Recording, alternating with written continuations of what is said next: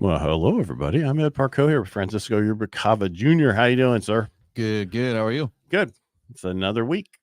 Yeah, Almost done. I heard. No, I was. Before you know it, we'll be in November. Yeah, I mean, time. This whole year, man, Thank it's been God it's crazy. almost gone. Yeah, right. I'm like waiting for the next thing too. It's been over a year of this. Yeah, it's been difficult. I was trying to explain to somebody this is and you set enough up to where you're okay, and then you're like, holy cow, it's longer and longer and longer, and there's no what's causing it needs to go away, and you don't know if that's going to go away.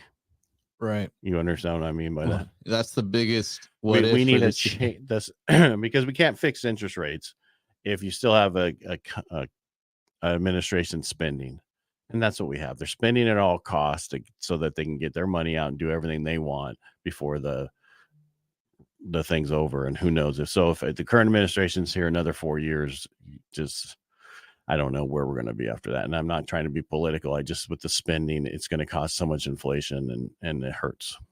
Yeah. No, I know a lot of people are hurting too. Like right now, we still can't get anything out to China, can we? They have some issues, but I'm more worried about the people here at home. Well, yeah. Well, no, it's like I'm saying that, but it's like it affects our jobs and everything here too, You know what affects our jobs? Wage inflation. That, yeah. People going, I need to make 40% more just because I'm in a union. Yeah. And I get unions, but I also get, nursing union was on strike last week. You still got the, auto workers was on strike. And I don't know if, I didn't check today if they're still on, but, it's just issues that we have that, everybody's got to make more money an hour to survive. You got, in and out paying 22 to 24 bucks an hour. I'm gonna have to get a job there. I had a guy who used to work there, not actually like in the restaurant, but like working for them, like I think like warehouse type stuff and things like that. And they pay really good too. The managers there make like 140, 160 grand a year. Yeah. No, it's I had a guy who actually set up those places for him, and he made really good money. And it was did a loan for him locally.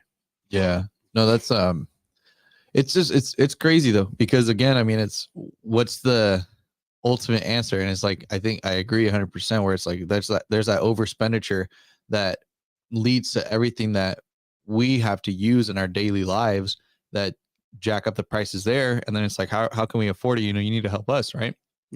But it's just such it's difficult because it's like you're saying, I mean, with the current administration, it doesn't seem like it's going to let off.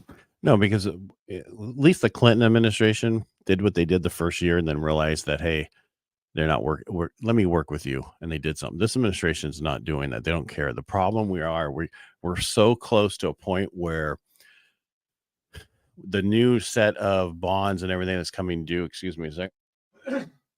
Had a frog in my throat. Ribbit.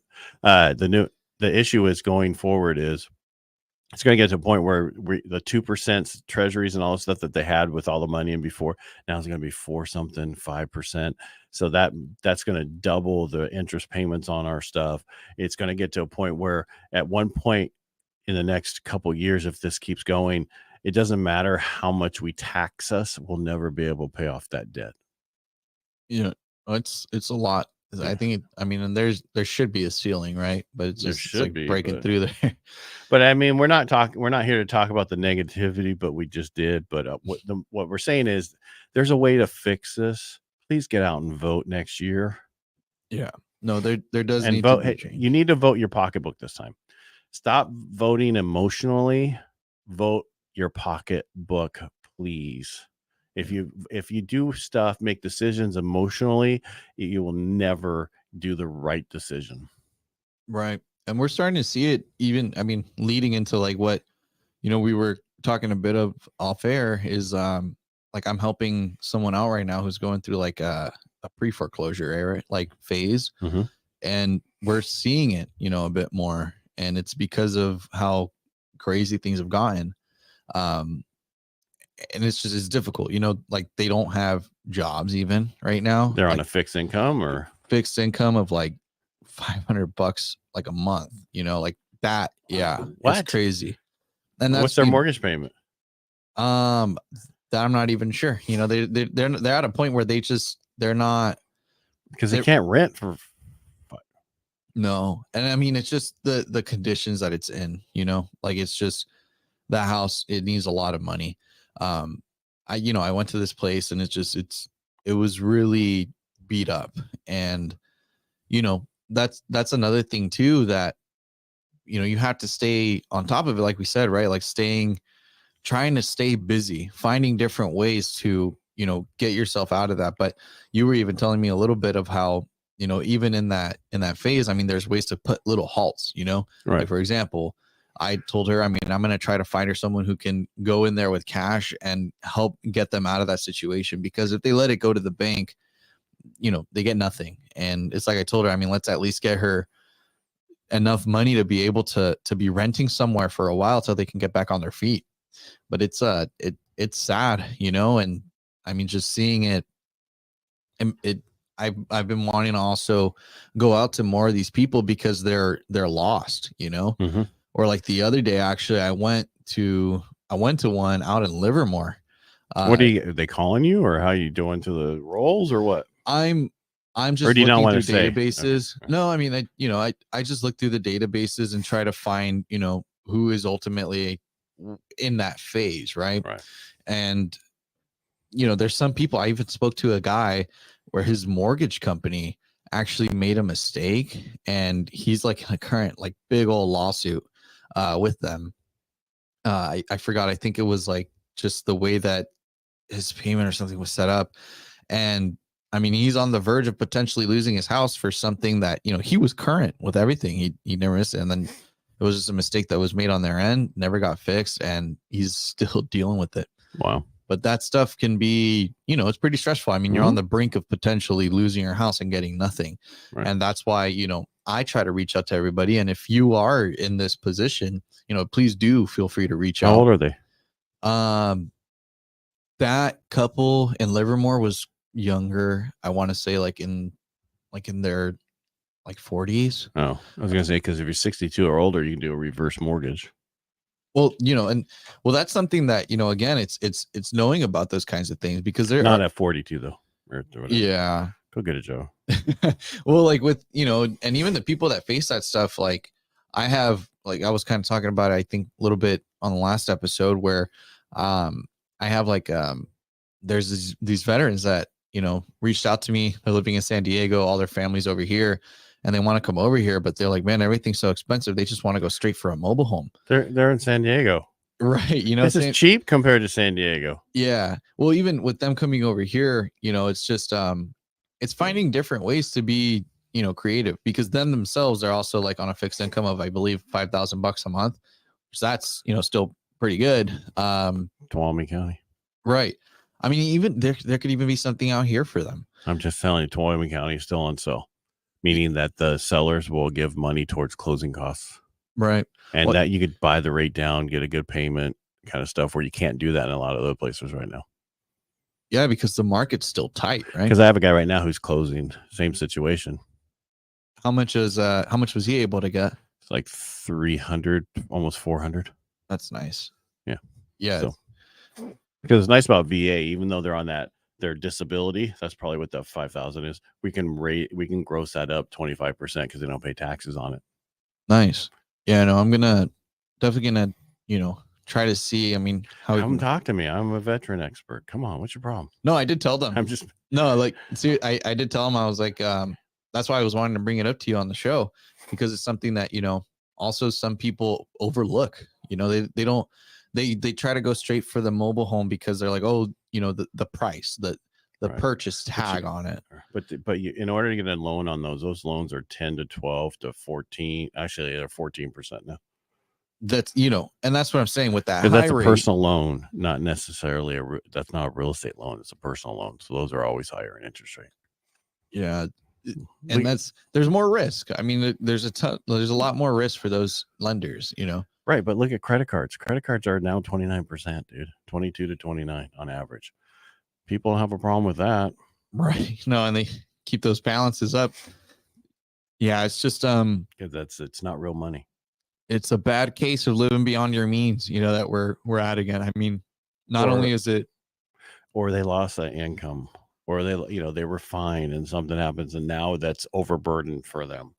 That's what's happening a lot too. So I don't want to just say, yeah, people were all enjoying stuff, but some people, they look at our industry.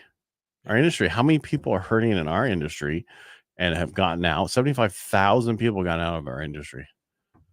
Yeah, no, we keep seeing it. I know we were kind of talking a bit too of like, what's to come next year, right? Like how will things change? Granted, we don't have a crystal ball. I was just looking at mine. Yeah, right. No, that's the thing is it's hard to say, but that's why, again, I mean, there's people that I could have helped, a few years ago or even earlier this year. Exactly. I mean, just the way that things are changing, it's volatile. A year ago, we were at 6.5, and people were like, oh my God, these are so horrible rates. Let me know when they come down lower. Yeah. I keep talking about your open house you had where you had 22 couples in there, and they say, we're going to wait until rates come down so that we have 22 people competing against this one property. Right. I mean, and that's how, I'm serious. It's been on so many podcasts and cut up all across the way because I had an agent who had 22 couples come to open house, and they all said, we're going to wait until rates come down. I said, so what they're doing is they're waiting until rates so they compete against the other 22 people instead of just one of them buying it right now. Exactly. And that's how it always is. Cause I do my routine, like follow up right after. I call everybody asking for feedback. And that was the feedback back to back was, we're going to wait. And, it's crazy to me because so many people can afford right now, but they're not because they want to time the market. They want the best of everything. And realistically right now is how you can capitalize and get the best of both. You can buy at the lower price. You can get those credits that are going to have you, utilize those credits, do a temporary buy down, just do a straight buy down. Yeah, straight buy down. I don't want to do the two because that whole my payment's going up 1% a year. I mean, going up 1% a year payment, and the next year your payment goes higher. Just do a straight buy down from the beginning. You know what your payment is. It's not going to change. Right. Well, even then, whichever route, the thing is that there's possibilities right now. There's so many different ways to combat the high rates because of the opportunity that's out there to negotiate. And that's what people are missing out on. And again, that's why I tell people is get the best of both worlds, get the low price now, refinance the rate. When everybody's scrambling, fighting to get a house, you're relaxing and you're just going to do your refi. And you already built in equity. Exactly. A ton of equity. And it is going to be a lot. I mean, the way that these houses are still appreciating is crazy. I mean, it's just because it's called supply demand. It's economics 101. When there's limited supply, people want it. There's a huge demand. Things go up. Yeah. No, it's we've been seeing it, and we still see it week by week, the way that these houses are, they're getting listed and multiple offers are still prevalent, depending on where it's at. But there are those cases where there are some houses, and there's beautiful houses out there too that are sitting that can, I know, but the price, it's all about the price point. You know what I mean? The problem is then also the payment. That's the biggest issue. And that's why we talked about on Tuesday about buy a multifamily. Then you have other people helping you make your payment. Yeah. And if you're really smart about it, you get into one of those multifamilies, you rent out the other units. Shoot, you can even rent out bedrooms, and right. Take one of the units, do Airbnb it long term, you know what I mean? Get a travel nurse or something, but you're going to have to make the neighborhood get better over time. And that's something you can do. We can change the neighborhoods where all these are into a really nicer neighborhood. Not that they're horrible, but they need some love. Right. Yeah. No, but yeah, that's one of the things that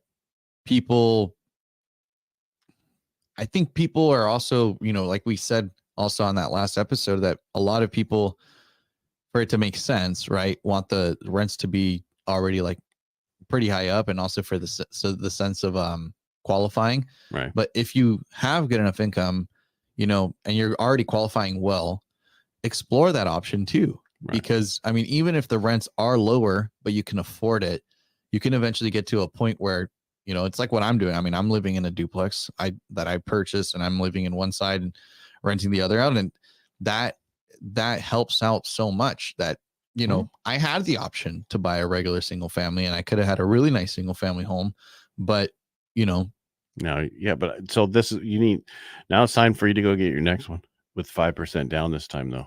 exactly. That's, you know, and that's been the goal, is trying to get to that next level. And that's what I tell everybody is, you know, even when I was looking at everything, you know, I started thinking in my head how much that investment property is going to help me get to the dream home, you know, a lot faster. And people overlook, you know, the equity that's built. Yes, it can be a hassle at times, you know, you're having to deal with more people or whatever, but it is totally worth it.